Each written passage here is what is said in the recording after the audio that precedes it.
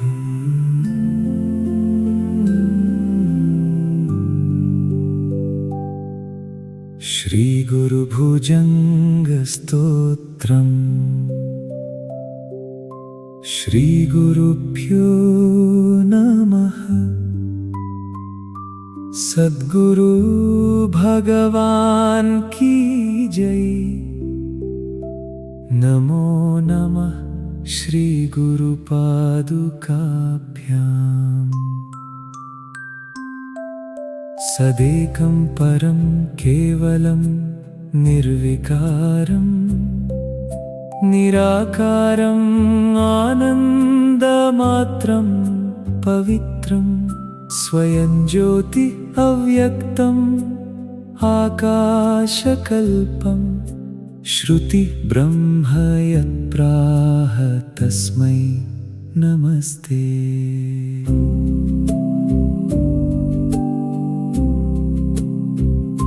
य एकोऽपि मायावशात् सर्वहेतुः स्वसृष्टेषु विश्वेषु विश्वप्रवेशात् श्रुतौ जीव इत्युच्यते केवलात्मा तुरीयाय शुद्धाय तस्मै नमस्ते। न यस्मादिह द्रष्टृ विज्ञातृ चान्यत् क्वचित् स्यात् परं द्रष्टृ विज्ञातृ वा यत् समस्तासु बुद्धिषु अनुस्यूतम् एकम्। नमो ब्रह्मणे जीवरूपाय तस्मै। मुखाद्दर्पणे दृश्यमानो न भिन्नो मुखाभास एवं चिदाभास ईशः। चितो नैव भिन्नोऽस्ति माया स्थितो यः। परेशाय तस्मै नमः केवलाय। यथा सूर्य एकः स्थितः स्तोयपात्रेषु अनेकेषु यो निर्विकारः तथात्मा स्थितः स्वीयबुद्धिषु अनेकासु नित्यः। चिदेकस्वरूपाय तस्मै नमस्ते। स्थितोऽनेकबुद्धिषु अयं जीव एकः विभुः कारणेकत्वतो नात्र नाना इति त्यक्त सर्वैषणापीह यस्य प्रसादात् विजानन्ति तस्मै नमस्ते। मुखै पञ्चभिः भोग्यवस्तूनि भुङ्क्ते हि अभोक्तापि बुद्धिस्थितो बुद्धितुल्यः। करोतीव कर्माणि अकर्मापि यो वै विचित्राय तस्मै नमस्तेऽस्तु नित्यम्। चिदाभास एवात्र कर्तेव भाति स्वरूप अपरिज्ञानतो यस्य नूनं स्वबुद्धेरियं कर्तृभोक्तृत्वरूपा मृषा संसृतिर्वै नमस्ते एस्तु तस्मै। चिदाभास चैतन्यबुद्धिर्विविच्य अत्र विज्ञाय संसारबन्धाद्विमुक्तः। य एतद्विवेकावधिं स्वस्य मेने समस्तं च संसारमस्मै नमस्ते। न कस्यापि संसारलेशो अस्ति कश्चित् सकर्तृत्वभोक्तृत्वरूपो हि मिथ्या। समस्तो अव्ययं यत्स्वरूपाविवेकात् नमस्ते सदा नित्यमुक्ताय तस्मै।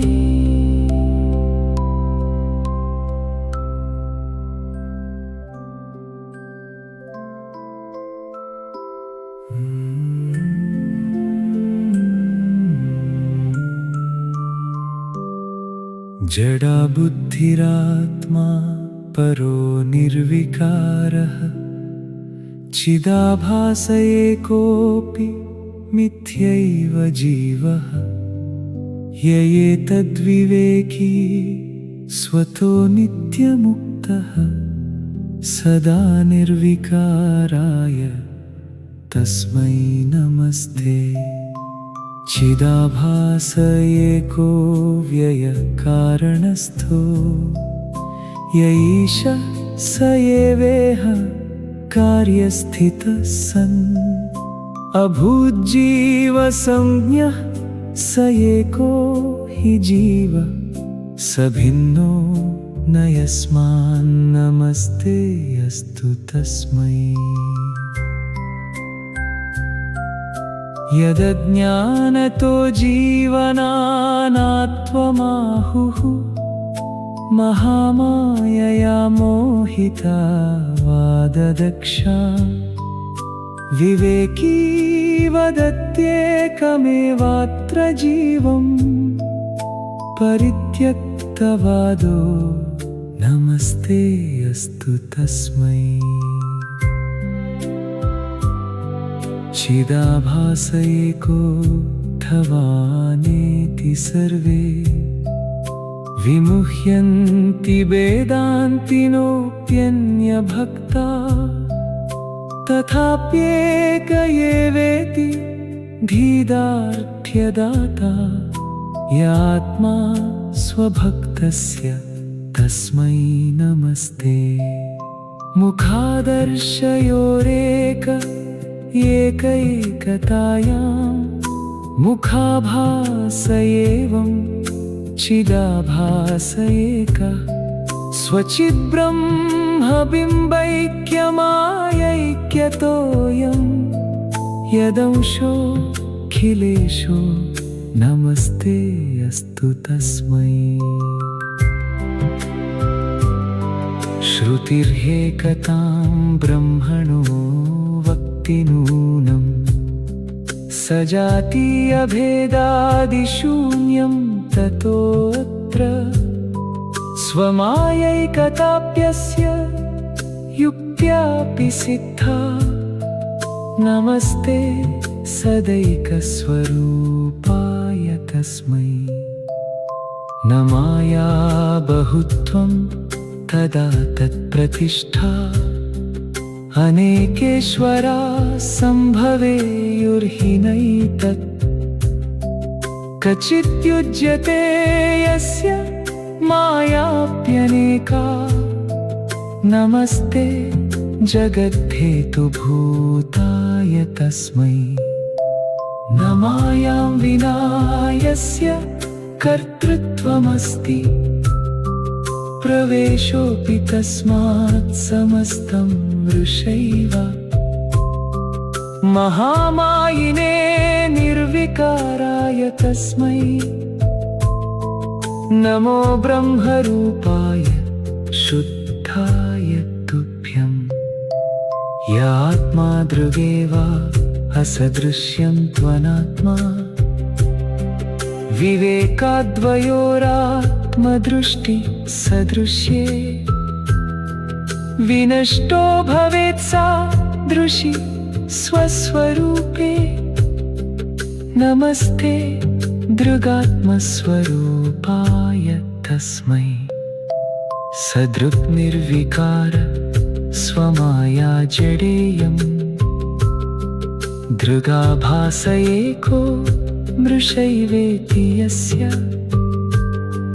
जगत्कर्तृता तात्विकी नास्ति तस्मै नमः केवलकर्तृरूपाय तुभ्यम्। अमायैव मायी विभुः शुद्धात्मा सृजत्यत्यवत्येतदानन्दरूपः न मायां विना स्रष्टृता साक्षिता वा विशुद्धात्मनो यस्य तस्मै नमस्ते। चिदाभास एवाखिलोपाधिनिष्ठः समस्तैकसाक्षी सजीवेश संज्ञा चिदंशोऽखिलात्मा न भिन्नोऽस्ति यस्मात् नमस्ते विशुद्धात्मरूपाय तस्मै।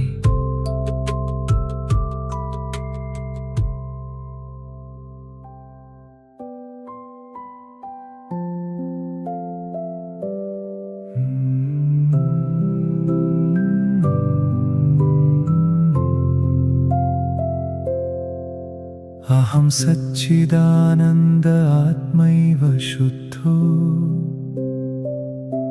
विमुक्तोऽस्मि वेदान्तवाक्यार्थबोधात् इति स्वस्वरूपं विजानाति विद्वान् परं यत्परेभ्योऽपि तस्मै नमस्ते। स्वमाया परिभ्रान्तचित्ताजस्रम् पराग्वस्तु पश्यन्ति न प्रत्यगर्थम् मुमुक्षुस्तु यं पश्यति प्रत्यगर्थे परब्रह्मरूपाय तस्मै नमस्ते। उपास्योऽन्यैषोऽस्त्वहं त्वन्यैषात् पशुर्वेदनैनं भजत्यत्र योऽस्मात् विवेकी स एवाहमस्मीत्युपास्ते यमात्मानमीशं नमस्तेऽस्तु तस्मै। भयं भेददृष्टेर्भवत्युल्बणं वै महान्तो न भेदं प्रपश्यन्ति तस्मात् यदज्ञानतो दृश्यते भेद एवं भिदामोहहन्त्रे नमस्तेऽस्तु तस्मै। विरिञ्चेन्द्रसूर्याग्निरुद्रेन्दुविष्णु प्रकल्प्यैक एवाद्वयः सर्वसाक्षी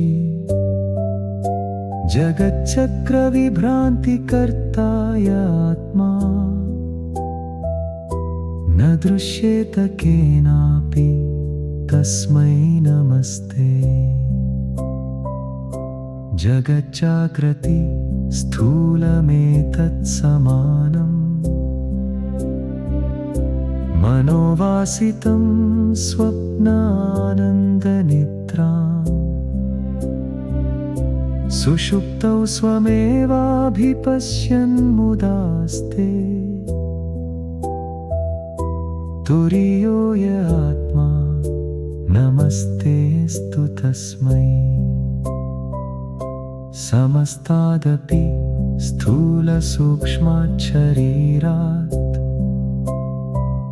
परकारणच्चान्य आत्मा समीपे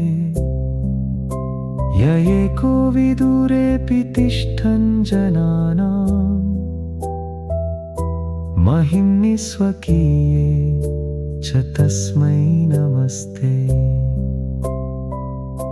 यमाश्रित्य नास्तीति चास्तीति वेदे प्रवृत्तो विरुद्धोऽपि वादोऽखिलात्मा नमस्ते कृपाण्यादिहीनाय नित्यम् समस्तां कृपाण्यादियुक्ताय तस्मै। योऽनुरणीयां समात्मानमेकम्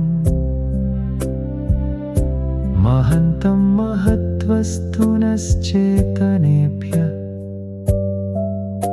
परं चेतनं नित्यतो वेद नित्यम् यमेवेह विद्वान् नमस्ते एस्तु तस्मै यदानन्दलेशोपभोगेन सर्वे सदानन्दिनः सम्भवन्त्यत्र तस्मै सदानन्दसन्दोहपूर्णार्णवाय प्रसन्नाय तुभ्यं नमः केवलाय यमुत्सृज्य मर्त्या भजत्यन्यदेवात् न तेषां विमुक्तिफलं किन्तु तुच्छं श्वपुच्छं गृहीत्वा तरिष्यन्ति केवा समुद्रं ह्यपारं नमस्तेऽस्तु तस्मै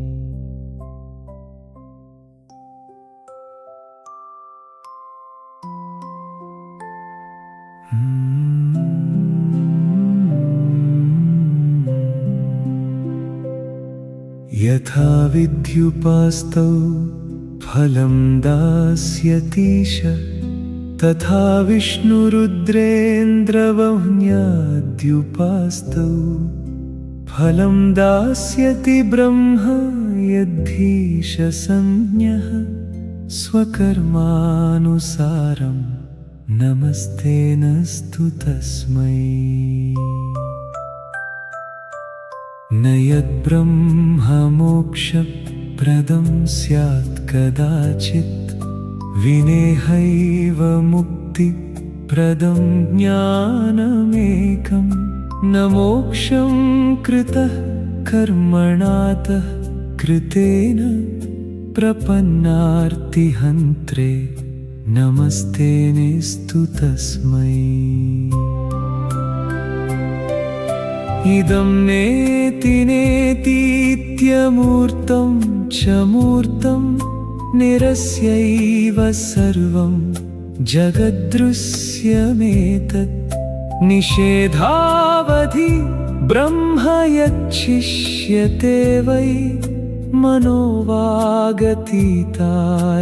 तस्मै नमस्ते परित्यज्य यत्तत्त्वसम्यग्विचारं प्रवर्तेत यस्तीर्थयात्राजपादौ करस्थान्नमुत्सृज्य लेरीति हस्तं न यस्योदयस्तस्य तस्मै नमस्ते न चेत् प्राणवर्गेष्वयं स्याज्जडत्वात् कथं प्राणनाडी क्रियाकारी तैषाम् अतो यस्य सिद्धा स्थिता युक्तितोऽपि प्रपञ्च प्रकाशाच्च तस्मै नमस्ते भयं यद्विदां नास्ति मृत्युश्च नूनं बिभेत्येव वाय्वादि सर्वे च यस्मात् शरीरेऽहमित्यत्र बुद्धेर्भयं स्यात् नमस्ते भयाय अशरीराय तस्मै गुरौ भक्तियुक्तैरिहैवेश्वरो यः सुविज्ञेयात्मा यन्यथा त्वब्धकोट्या अविज्ञेय एकः स्वबुद्धिस्थितोऽपि प्रियायाखिलेभ्योऽपि तस्मै नमस्ते समस्तात् प्रियो देह येवाक्षमस्मात् प्रियं प्राण एवाक्षतोऽपि प्रियोतः प्रियः प्रत्यगात्मैव भोक्ता परो यः स्वतोऽति प्रियायेह तस्मै नमस्ते प्रियादात्मनो अन्यन्न विद्येत किञ्चित् क्वचित् कारणान्नैव भिद्येत कार्यम् य आत्मा समस्तस्य हेतुर्नमस्ते निदानाय सर्वस्य दृश्यस्य तस्मै समस्तं जगत्कारणान्नैव भिन्नं समस्तात्मनः केवलादद्वितीयात्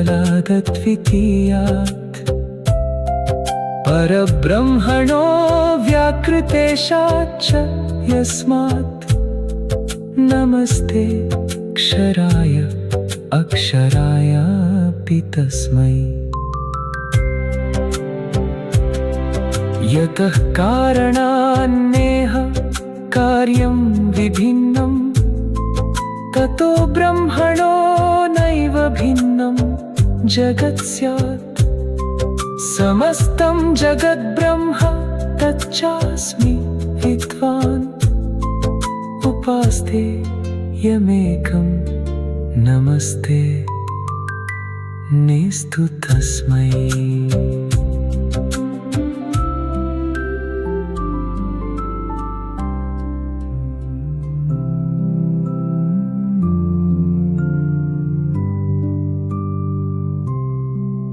यथा मृद्विकारो मृतो नैव भिन्नः तथा चिद्विकारश्चितो नैव भिन्नः अतः सर्वमेतच्चिदेवेति विद्वान् विजानाति यद्ब्रह्म तस्मै नमस्ते जगत्यस्य सर्वं शरीरं जगन्न प्रमातृप्रमाण प्रमेयात्मको यः समस्तान्तरायाखिलेशाय तस्मै नमः सच्चिदानन्दरूपाय तुभ्यम् विदुर्यं न सर्वेऽपि यो वेत्ति सर्वम् समस्तेषु भूतेषु तिष्ठन्त्वयं यः समस्तान्तरः प्रेरयत्येव सर्वात् नमस्ते समस्तान्तरेशाय तस्मै न देहेन्द्रियप्राणधीभूतवृन्दं न संसार्यहं किन्तु चिन्मात्रमेकं परं चापरं ब्रह्मविद्वान् विशुद्धः तदस्तीति यद्वेद तस्मै नमस्ते यथा स्वप्नदृष्टा च हस्त्यादिमिथ्या तथा सर्वमेतत् जगद्भाति मिथ्या अधिष्ठानमात्रं जगद्द्रष्टृसत्यम् विशुद्धं च यद्ब्रह्म तस्मै नमस्ते परा चापरा यस्य मायाद्विधेयं जगत्कर्तृतामक्रियस्यातनोति स्वतो द्रष्टृदृश्यातिरिक्ताय तस्मै नमः केवलाय व्ययायात्मनेऽस्तु विशुद्धात्मतत्त्वापरिज्ञानमूलम् विशेषावभासं सुखित्वादिरूपम् विशुद्धात्मतत्त्वे परिज्ञातये तत् क्वचिन्नास्ति यस्मिन् नमस्तेस्तु तस्मै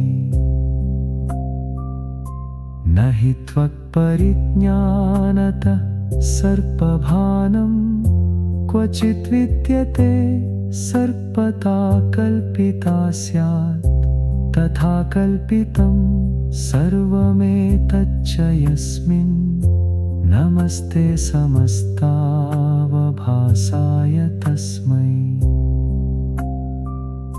सुषुप्तौ न संसारलेशोऽस्ति कश्चित् प्रबोधेऽखिलाहं कृतौ दृश्यतेयम् अतोऽहं कृतेरेव संसारयित्थं न वै संसृतिर्यस्य तस्मै नमस्ते। न शास्ता न शिष्यो न शास्त्रं न विश्वं न शाक्तं च शैवं मतं वैष्णवं वा। सुषुप्तौ तदानीं यदस्त्यात्ममात्रं स्वतो निष्प्रपञ्चाय तस्मै नमस्ते। जडानां प्रवृत्ति स्वतो नास्ति यस्मात् विभोश्चेतनात् सा प्रवृत्ति प्रवृत्ता। मनः प्राणदेहेन्द्रियव्याकृतानां नमस्ते चिदात्मस्वरूपाय तस्मै।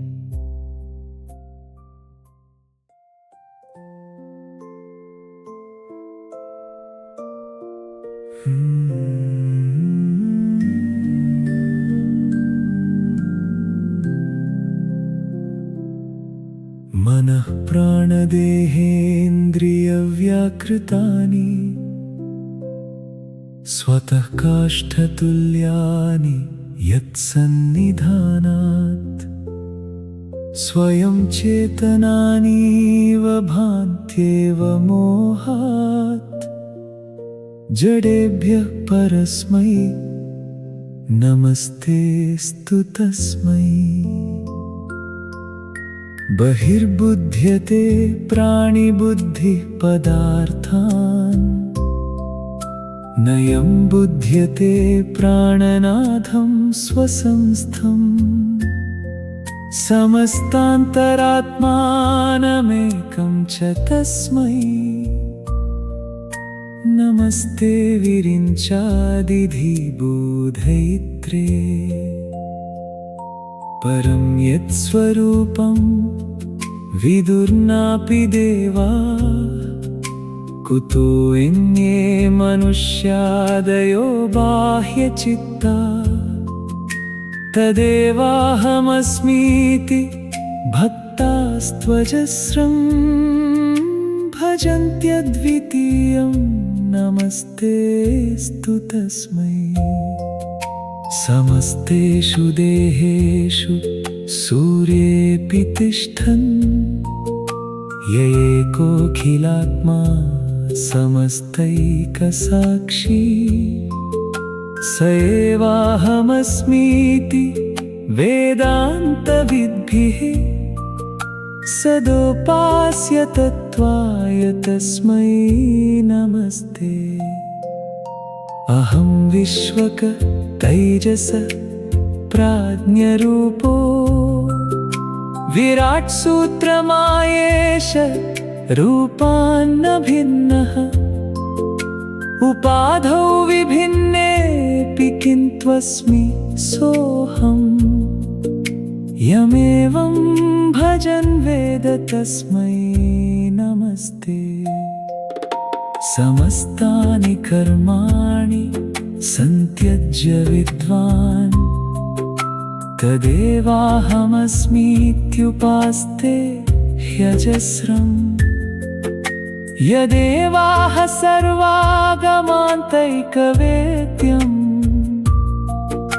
नमस्ते निशं चिन्तनीयाय तस्मै। न कृत्याकृते प्रत्यवाय क्वचित् स्यात् अभावात् कथं भाव उत्पत्स्यते तः अहं प्रत्यवायीति कृत्या कृते स्याम् अयं यस्य मोहा नमस्तेऽस्तु तस्मै अधर्मोऽयमेवायमेवात्र धर्मो भवेदित्ययं मोह एवाखिलानाम् यदज्ञानिनां प्रत्यवायप्रदं स्यात् क्वचिन्न ह्यभावो नमस्तेऽस्तु तस्मै अधर्मं च हृत्स्थं विहाय प्रशान्ता भजन्त्यत्र नूनं स्वरूपं यदीयम् स्वरूपं विचार्यामृतेरासुषुप्ते नमस्तेऽस्तु तस्मै विमुक्तिप्रदाय न वै बद्धता मुक्तता वा कदाचित् क्वचिन्नित्यमुक्तस्य किञ्चात्मनोतः बहिश्चेतसोऽन्तश्च गत्यागतीते नमश्चित्तविक्षेपहर्त्रेऽस्तु तस्मै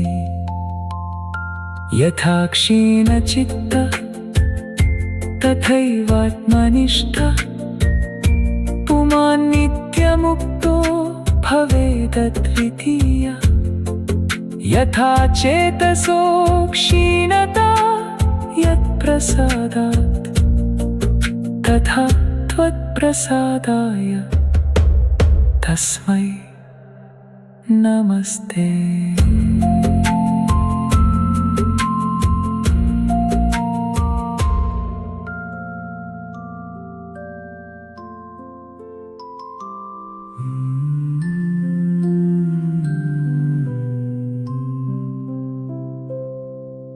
प्रसन्ने त्वयि प्राणिनां किन्न लभ्यं परस्त्वत्प्रसादान्न लाभोऽस्ति कश्चित् बुधोतो निशं यत्प्रसादाभिकाङ्क्षी नमस्ते प्रपन्न प्रसन्नाय तस्मै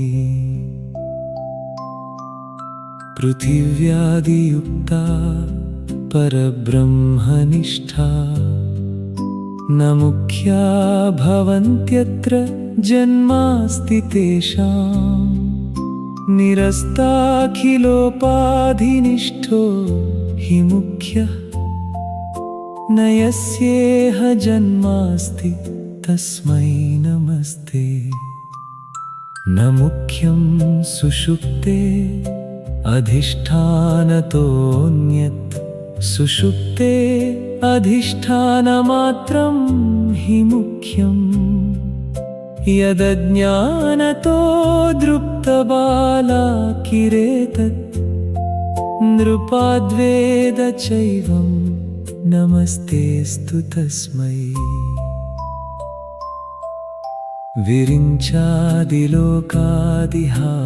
विरिञ्चादिलोकादिहावृत्तिरस्ति क्वचिच्चात्मलोकादनावृत्तिरस्मात् ध्रुवो ह्यात्मलोको ध्रुवानात्मलोकात्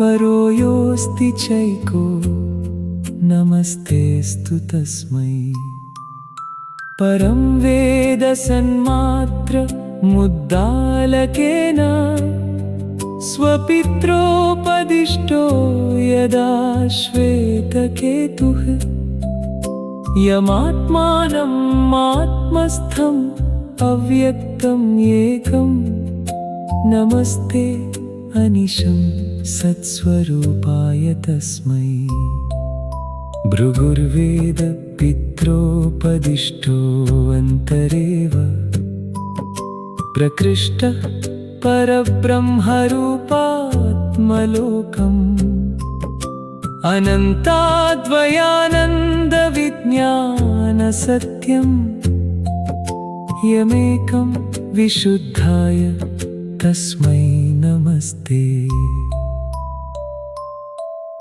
विहायैव कोशात् परं पञ्चवेद स्वरूपं यदानन्दकोशस्य पुच्छं मुमुक्षु सुषुप्तेरधिष्ठानमेकं सदात्मस्वरूपाय तस्मै नमस्ते।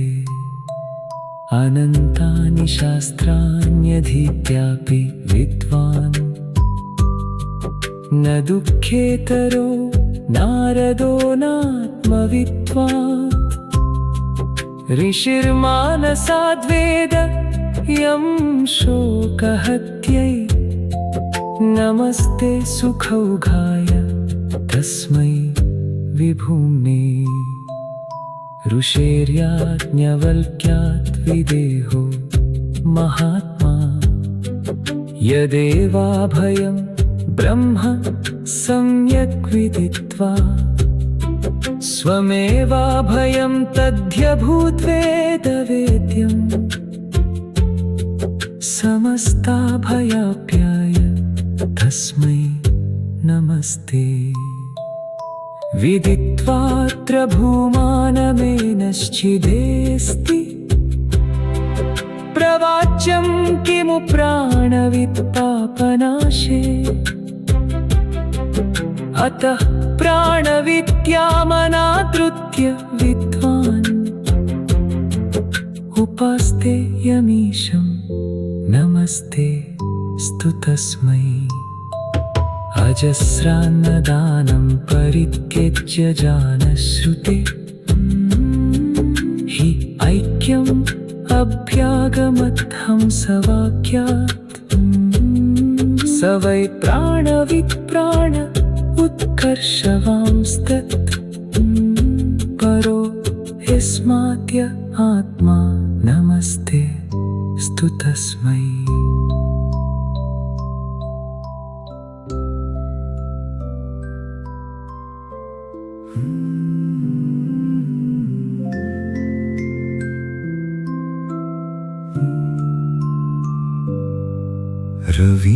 रवीन्द्वग्नितेजो जगद्भासकश्चेत् न तस्यापि चित्सन्निधानेन तत्स्यात्। न यत्सन्निधानं विना किञ्चिदस्ति क्वचिद्वस्तु तस्मै नमो ज्योतिषे च। परं ज्योतिषां ज्योतिरात्माख्यमेतत् रवीन्द्वादिबुद्ध्यादिविद्योतकं यत् विदित्वैव नूनं नरो ब्राह्मणः स्यात्। अमर्त्यश्च तस्मै नमः स्वात्मने ते। यथाश्वत्थवृक्षे स्वदेहे च तुल्यं स्वमेवाब्रवीत् वासुदेवो अर्जुनाय। तथा यस्य साम्यं विजानाति विद्वान् नमस्ते समस्तात्मरूपाय तस्मै। द्विजे पुल्कसे हस्तिनि स्वे शरीरे समः सात्विके राजसे तामसे च। यात्मा गुणैस्तैरसंस्पृष्टैषः नमस्ते सदा निष्कलङ्काय तस्मै। यमाश्चर्यवद्वक्ति कश्चित् शृणोति प्रशान्तस्तु जानाति न हि अप्रशान्तः। विदित्वापि साक्षात्करोत्यत्र नान्यत् चिदस्मीति दीक्षाय तस्मै नमस्ते। पतिदेवदैत्योभयोः पद्मजाद्यं चतुर्वारमाकर्णयन्तौ तथापि न जानाति कश्चित् तयोर्वेदचान्यो हि अतो दुर्वितर्क्याय तस्मै नमस्ते। शरीरेन्द्रियप्राणविज्ञानशून्येषु इहैकैकमात्मेति दृप्ता तथा बुद्धिसम्यग्विचारा समर्था यदज्ञानमोहा हि तस्मै नमस्ते। अनेकत्वकर्तृत्वभोक्तृत्वधर्मः सात्मा विभुश्चिद्गुणश्चेति केचित् न कर्तैव भोक्ता क्वचिच्चेति चान्ये यदज्ञा वदन्तिह तस्मै नमस्ते। अनेकात्मना प्रेरको न हीश अस्ति इति प्राहुरेके न चास्तीति चान्ये विवादास्पदं नैव माया विनायत् नमस्ते अस्तु तस्मै विवादात् पराय। विवादो निवर्तेत यस्य प्रसादात् स्वरूपप्रकाशे जगद्भावनस्य निवृत्ते विवादे पुनर्नैव लोके भ्रमन्त्यद्वितीयाय तस्मै नमस्ते। विभुं चित्तनिष्ठं यदङ्गुष्ठमात्रं पुराणं पुमांसं वदन्त्यत्र वेदाः जनानां हृदङ्गुष्ठमात्रं यतो अस्मात् अनङ्गुष्ठमात्राय तस्मै नमस्ते।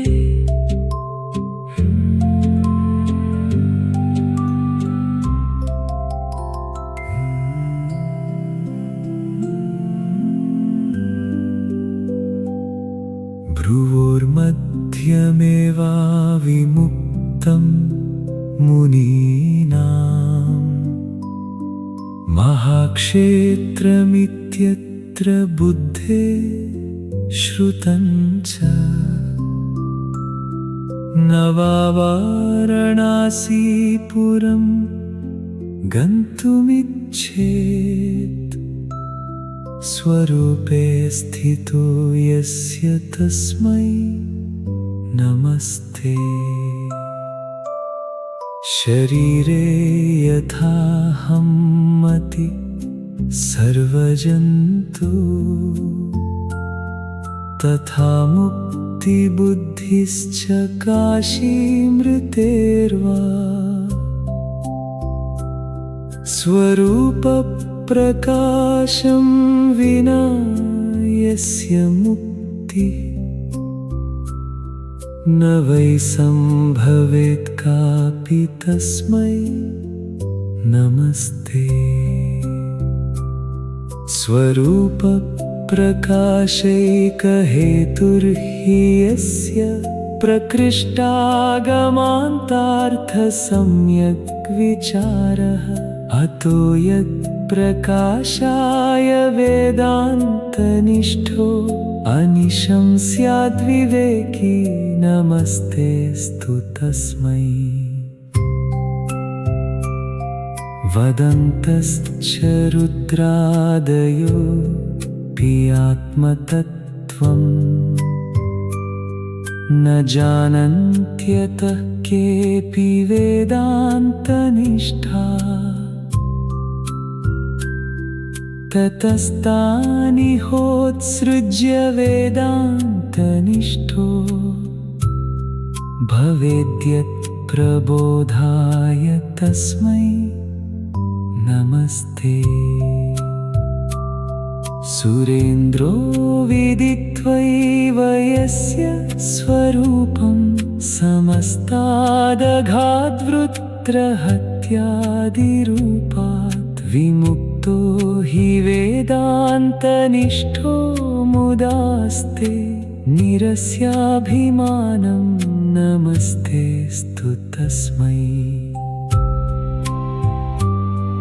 यदीयं स्वरूपं विचार्यैव तिष्ठन् सदा वन्दनीयो अमरैरिन्द्रमुख्यैः विशुद्धो ह्ययं देववन्द्यत्वतो वै नमस्तेऽस्तु तस्मै विशुद्धिप्रदाय। स्वयं शुद्ध एवान्यशुद्धिं ददाति क्वचिन्न ह्यशुद्धो अन्यशुद्धिप्रदस्यात् स्मृतशुद्धिदः सर्वजन्तोर्यात्मा विशुद्ध पवित्राय तस्मै नमस्ते।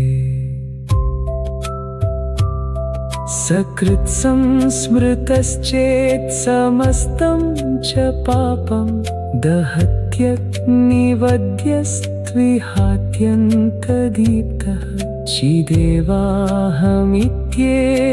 बुद्धौ प्रवेश स्वदीप्तिर्नमस्तेऽस्तु तस्मै महिम्ने।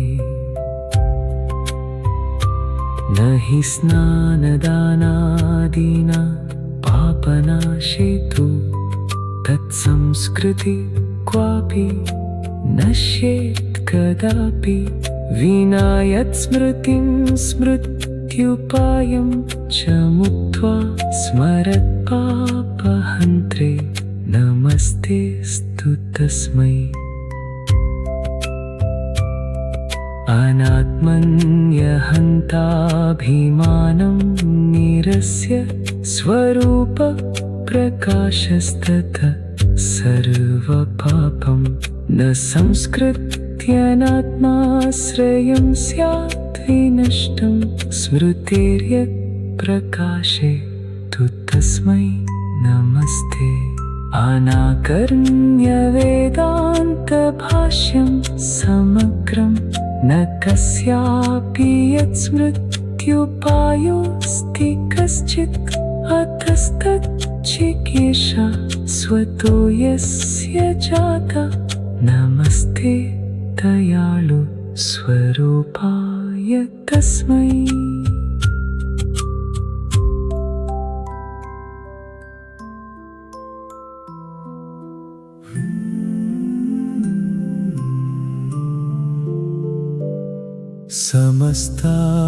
समस्तागमान्तानि हव्याचिकीर्षु स्वयं शङ्कराचार्यरूपावतीर्णः कृतव्याससूत्रादिभाष्यो य आत्मा स्वरूपैक्यधिदाय तस्मै नमस्ते। चतुर्भिः प्रशान्तैः स्वशिष्यैर्युतः सन् भुवं पर्यटन्नात्मनिष्ठाखिलात्मा स्वभाष्यप्रचारं सदा कारमन्यो विभात्यद्वितीयाय तस्मै नमस्ते। विराट्सूत्रमयेश तुर्यस्वरूपैः क्रमात्तोटकाचार्यनामादिसंज्ञैः चतुर्व्यूहवेशैः स्वशिष्यैर्युताय अद्वयायात्मने ते नमो निर्गुणाय। अजं कर्मार्थं विश्वरूपं विदित्वा तुरीयाश्रमं चाथ तस्मै प्रदाय व्यधादृश्यशृङ्गाश्रमे शारदार्चा परं तत्त्वरक्षाय तस्मै नमस्ते। य आचार्यभाष्याण्यधीत्यैव भक्त्या लभन्ते निजानन्दमात्मस्वरूपम् गुरुस्तैरयं वन्द्य आत्मात्मविद्भिः ततः सर्ववन्द्याय तस्मै नमस्ते। नमः शङ्कराचार्य तुभ्यं पुरस्तात् नमः पृष्ठतः पार्श्वतः चाध ऊर्ध्वं नमः सर्वतः सर्वरूपाय तस्मै विशुद्धात्मने ब्रह्मणे ते नमस्ते।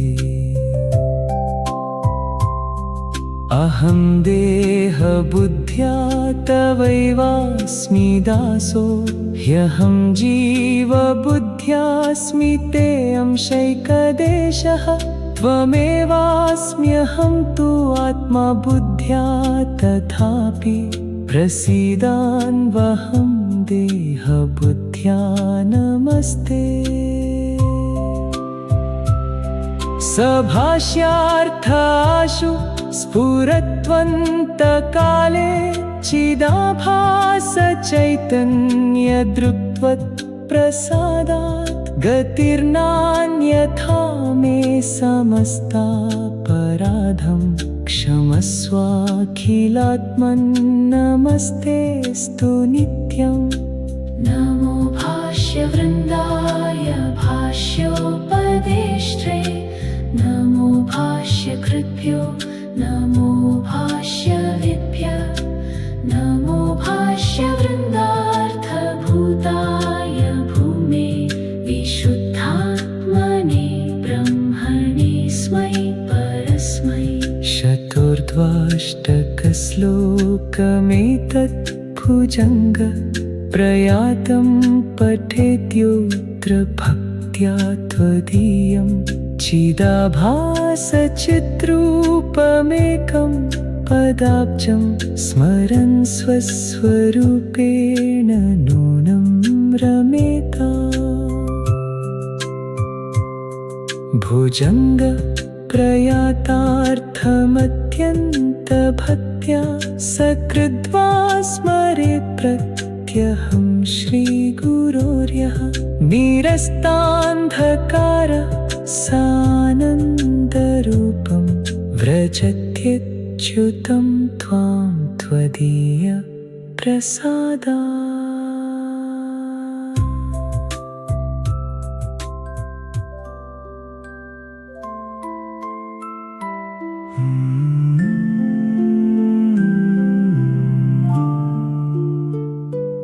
अहं ब्रह्म भूत्वापि नेति भ्रमोऽभूत् तदीयस्वरूपावबोधाप्तुरामे गुरो त्वत्प्रसादाद्विमुक्तोऽहमस्मि चिदाभासचिद्रूप आत्मा विशुद्धः।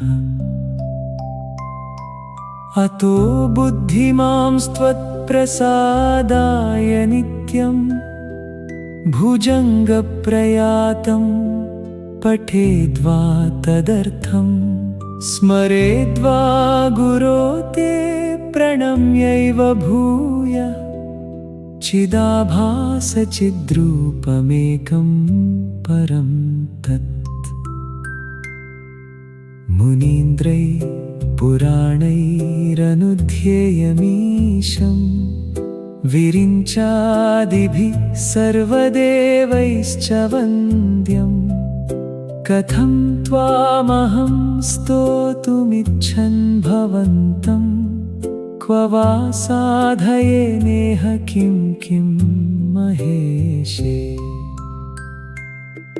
कृपाते कृपाळो विमुग्धं विशुद्धं करोतीह मूकं च वाचालमीशम् अतस्त्वत्कृपा वै भवेनैव मे तत् कृतं मे चिकीर्षाखिलात्मन्नमस्ते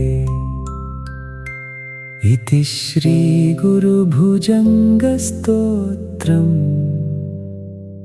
सम्पूर्णम्।